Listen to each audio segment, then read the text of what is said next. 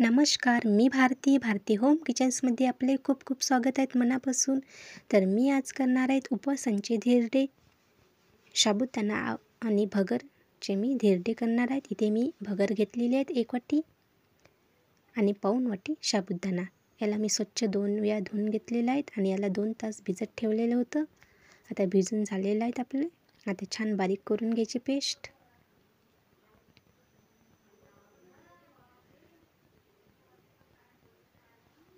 मिक्सरच्या भांड्यात टाकून देऊयात सर्व साहित्य आणि छान बारीक पेस्ट करायची एकदम.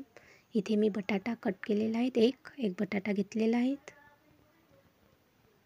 आणि 4 ते 5 हिरवी मिरची, 1 चम्मच आमचूर.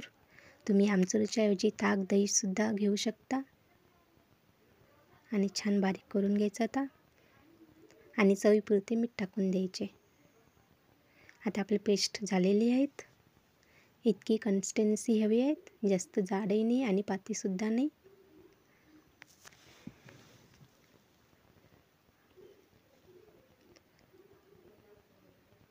आता आपण एक धिरडे करून घेऊयात. 1 चम्मच तेल टाकून पसरवून घ्यायचं आणि इथे मिश्रण टाकून द्यायचं.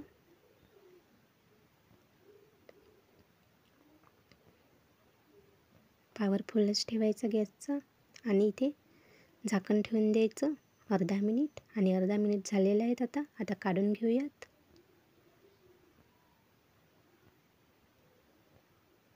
आता परतून घ्यायचं, छान भाजून घ्यायचे, छान पलटून पलटून.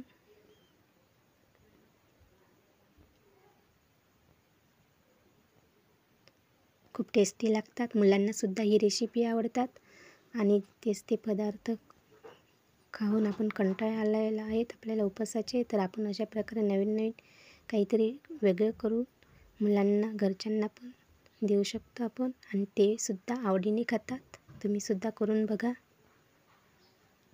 आता इथेच असे धिरडे करून घेऊयात अशा प्रकारे. आता आपले धिरडे झालेले आहेत.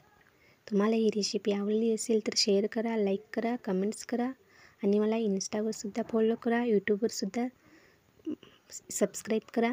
धन्यवाद. पुन्हा भेटूयात नवीन रेसिपी.